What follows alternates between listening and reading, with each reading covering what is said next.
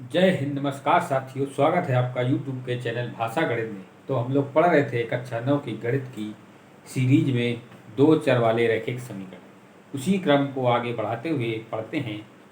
दो चर वाले रैखिक समीकरण में हमने पढ़ाया था आपको चतुर्थांश के बारे में। उसी से संबंधित कुछ और बातें बताते हैं आपको। तो सर्वप्रथम हम चतुर्थांश बनाएंगे। क्या बनाएंगे? चतुर्थांश। चतुर्थांश के माध्यम से आपको समझाएंगे। इसको कहते हैं वाई एच, इसको वाई डैश एच, इसको बोलते हैं एक्स एच और इसको एक्स डैश। ये दोनों अक्ष जिस बिंदु पर काटते हैं उसको कहा जाता है मूल बिंदु। इस बिंदु को क्या कहा जाता है? मूल बिंदु। यहाँ लिखेंगे मूल बिंदु।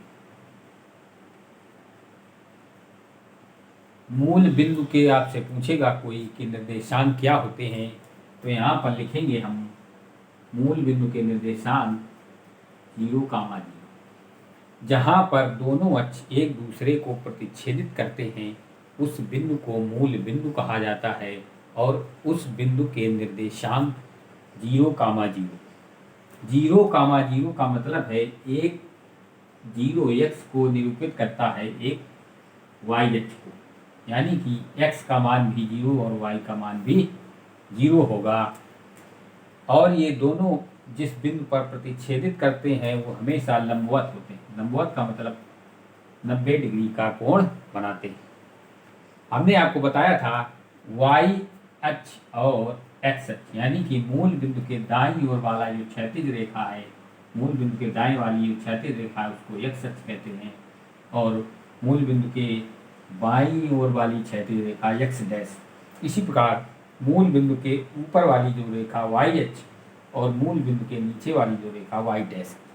तो x डैश और y डैश अक्ष दोनों हमेशा माइनस में होते हैं, यानी कि बाईं ओर वाला x अक्ष में जो भी मान लिखे जाएंगे वो माइनस में होंगे और y अक्ष में जो नीचे वाली जो मान होंगे वो ऋणात्मक होंगे। इसको क्योंकि यहाँ पर जो निर्देशांक होते हैं x, y प्रथम वाले चतुर्थांश में हमने बताया था ये प्रथम चतुर्थांश है, ये द्वितीय है, ये तृतीय है और ये चतुर्थ है। तो प्रथम में x, y प्लस में होते हैं क्योंकि x ये प्लस में है और ये y भी प्लस में। अब इधर आप देख के बताएंगे कि इस चतुर्थांश के निर्देशांक क्या होंगे। हमने बताया कि डैश वाला माइनस होता है तो x का मान माइनस में और y का मान प्लस में, अपने आप याद हो जाएगा माइनस x, y। इसी प्रकार इन दोनों इस तृतीय चतुर्थांश में दोनों जो है अक्ष क्या है डैश वाले, तो दोनों माइनस रहेंगे तो x का मान माइनस y, दोनों माइनस के। अब चतुर्थ वाले चतुर्थांश में देखेंगे तो y डैश माइनस का रहेगा, ये x प्लस का रहेगा, तो x प्लस का रहेगा, y माइनस का रहेगा। समझ में आई बात? अब इसी क्रम को आगे बढ़ाते हुए आपसे कहा जाए, जैसे कोई एक रेखा, ये मान लीजिए कोई रेखा है ax plus by plus c बराबर 0। एक कोई रेखा ax plus by plus c बराबर 0 जो y अक्ष को काटती है, y अक्ष को काटती है, उस बिंदु के निर्देशांक क्या होंगे आपसे पूछेगा कि कोई एक रेखा दी जाएगी और कहेगा कि ये y अक्ष को काटती है, तो वहाँ पर उस बिंदु के निर्देशांक क्या होंगे। जब कभी भी कोई रेखा y अक्ष को काटेगी तो वहाँ पर हमेशा x का मान 0 होगा। बात समझ में आई? x का मान 0 होगा। जब कोई रेखा y अक्ष को काटेगी तो x का मान 0 होगा। क्यों x का मान 0 होगा? क्योंकि ये y अक्ष को काट रही है, x अक्ष को कहीं नहीं मिल रही है, इसलिए x का मान 0 होगा। इसी प्रकार यदि कोई रेखा, ये मान लीजिए कोई एक रेखा है, इसका मान a1x plus b1y plus c1 बराबर 0, ये कोई एक दूसरी रेखा जो x अक्ष को काट रही है, तो यहाँ पर y का मान हमेशा 0 होगा। वहाँ पर जब y अक्ष को काटेगी तो x का मान 0 और जब x अक्ष को काटेगी तो y का मान 0। ये बहुत ही महत्वपूर्ण पॉइंट है। इसी से एक आध सवाल आते हैं वो लगाए जाएंगे। आपसे पूछेगा एक कोई रेखा x को काटती है तो वहाँ पर y का मान 0 लेना पड़ेगा। y का मान 0 रखेंगे तो x का मान अपने आप आएगा। बात समझ में आई? अब इसी से आगे बढ़ते हुए आगे चलते हैं, सवालों को हल करेंगे। इसको मिटा देते हैं।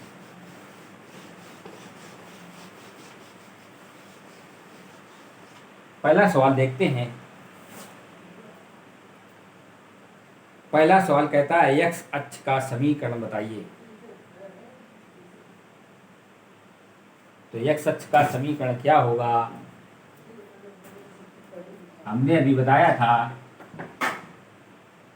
कोई यदि चतुर्थांश दिया गया हो और कोई रेखा x अक्ष को काटेगी तो y का मान 0 होगा। यही पूछ रहा है x अक्ष का समीकरण क्या होगा। यदि आपसे पूछे y अक्ष का समीकरण क्या होगा तो x बराबर 0। बात समझ में आई? कोई यदि पूछ दे कि मूल बिंदु के निर्देशांक क्या होंगे तो आपको बताना है 0 का मान 0। बात समझ में आई? तो ये छोटी छोटी बातें हैं लेकिन ये बहुत महत्वपूर्ण। अब सवाल की ओर चलते हैं। सवाल हमारा कहता है, क्या कहता है? 2x + 3y बराबर 6। तो y अक्ष के 2x + 3y बराबर 6। तो कहता है y अक्ष पर ये जो रेखा है ये y अक्ष पर किस बिंदु पर प्रतिच्छेद करेगी। तो यहाँ से समझेंगे, ये चतुर्थांश है, ये y अक्ष है, मान लीजिए यहाँ प्रतिच्छेदित करेगी। ये कहता है y अक्ष पर किस बिंदु पर प्रतिच्छेदित करेगी। तो इसका मतलब क्या हुआ? जब y अक्ष को प्रतिच्छेदित करेगी तो x का मान हमें पता चल जाएगा। x का मान क्या होगा? 0। x बराबर क्या होगा? 0। यहाँ लिखेंगे जब रेखा y अक्ष को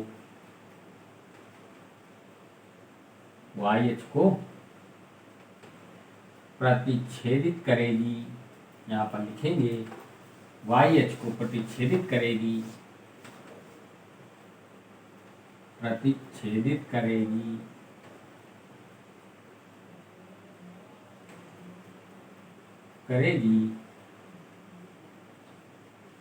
तब क्या होगा?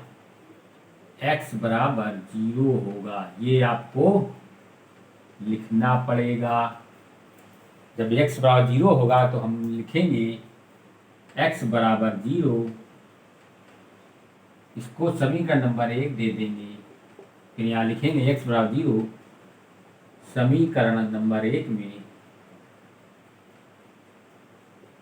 रखने पर क्या करेंगे? x बराबर 0 समीकरण 1 में रख देंगे। क्यों रखेंगे? क्योंकि हमको y का मान निकालना है। पूछ रहा था y अक्ष पर किस बिंदु पर प्रतिच्छेदित करेगी। तो x बराबर 0 हमको पता चला। फिर रखेंगे x बराबर 0 समीकरण नंबर 1 में। तो रखते हैं 2 गुणते x की जगह 0 + 3y बराबर 6। किसी भी संख्या में 0 का गुणा होगा तो वो 0 हो जाएगी। यहाँ बचेगा 3y बराबर 6। ये 3 गुणा में लिखा उधर जाएगा तो काय में हो जाएगा? भाग में। 2 बार भाग जाएगा तो y का मान कितना आएगा? 2। तो जब y का मान 2 आया तो यहाँ लिखेंगे y अक्ष को रेखा x बराबर कितना था? 0 और y बराबर कितना आया? 2। y अक्ष को रेखा, यहाँ पर को लिखना पड़ेगा, y अक्ष को रेखा 0,2 पर प्रतिच्छेदित करेगी। इसी प्रकार आपको लिखना है। जैसे कि मैंने लिखा, तभी आपको नंबर दिए जाएंगे। अब आपका सवाल पूरा हो गया। सवाल क्या था? पूछ रहा था वाई अक्ष पर ये रेखा किस बिंदु पर प्रतिच्छेदित करेगी। कोई भी रेखा जब वाई अक्ष को प्रतिच्छेदित करती है तो वहाँ x का मान 0 होता है। मैंने अभी अभी बताया आपको। तो यहाँ से हम x बराबर 0 जब आएगा तो हम इस समीकरण में x का मान 0 रखेंगे तो y का मान आ जाएगा। और किसी भी चतुर्थांश में अगर निर्देशांक आपको निरूपित करना है तो x और y के मान ही निकाले जाते हैं। x का मान 0 आया, y का मान 2 आया। हमने लिख दिया y अक्ष को रेखा 0,2 पर प्रतिच्छेदित करेगी। सवाल आपका पूरा हुआ। आगे चलते हैं अगले सवाल की ओर। इस तरह के सवाल आते हैं आपको तो बहुत ही आसानी से आप कर पाएंगे। अगला सवाल देखते हैं क्या बोलता है।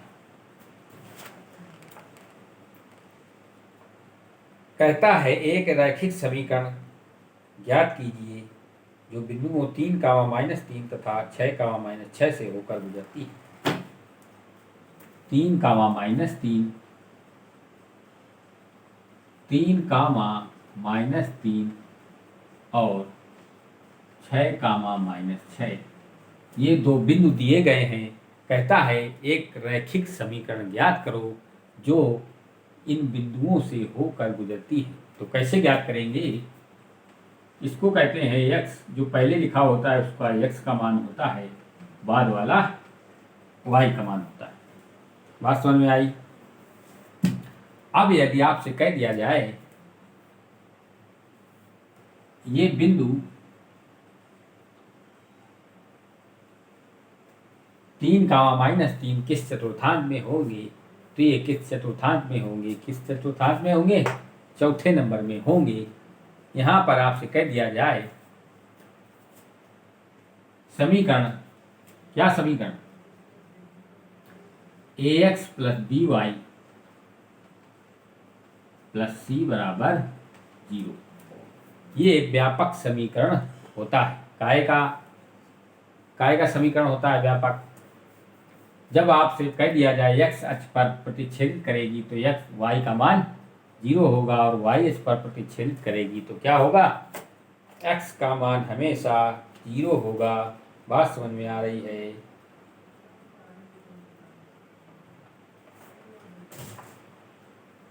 तो इसको कैसे हल करेंगे अभी देखते हैं।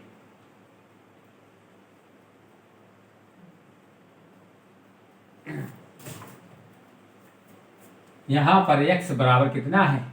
यहाँ लिखेंगे x बराबर 3 और y बराबर -3। y बराबर -3। तो क्या कर सकते हैं हम? इसको यदि हम 3 की जगह क्या रख दें? 3 की जगह x रख दें। कैसे? अभी बताते हैं। इस समीकरण की कोई जरूरत नहीं है।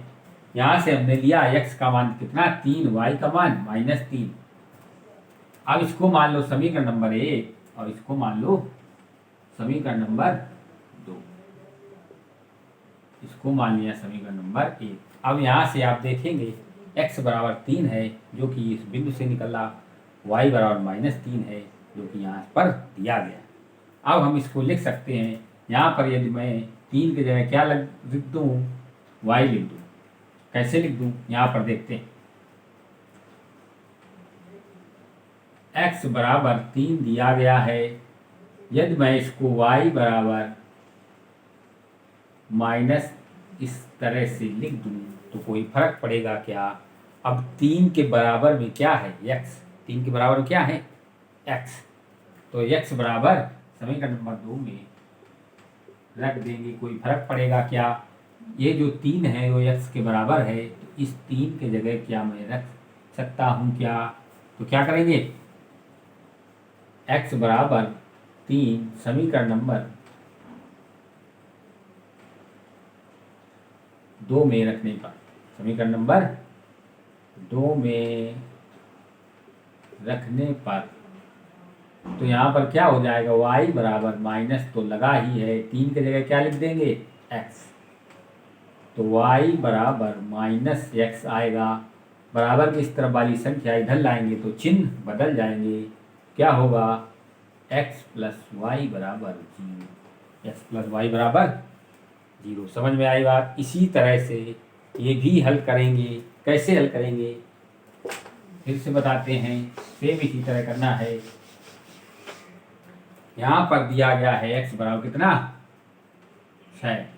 इसको लिखेंगे समीकरण नंबर 1। और यहाँ पर दिया गया है y बराबर -6, समीकरण नंबर 2। अब क्या करेंगे? यहाँ पर लिखेंगे y बराबर माइनस, बाहर कोष्ठ के अंदर 6, तो 6 के बराबर x लिख सकते हैं क्या? क्या करेंगे? यहाँ लिखेंगे x बराबर 6 समीकरण 2 में रखने पर। बात समझ में आई? जब यहाँ पर रख देंगे y बराबर माइनस का माइनस रहेगा, 6 की जगह x लिखेंगे तो y बराबर, इसको इधर लाएंगे तो x प्लस वाई बराबर 0। यही आपको लाना था। कह रहा था इन दोनों बिंदुओं से होकर जाने वाली रेखा का समीकरण याद करिए। x और y के रूप में आपका समीकरण आ गया। इस तरह से कोई भी यदि सवाल आता है तो इसी प्रकार आपको करना है। बात समझ में आई?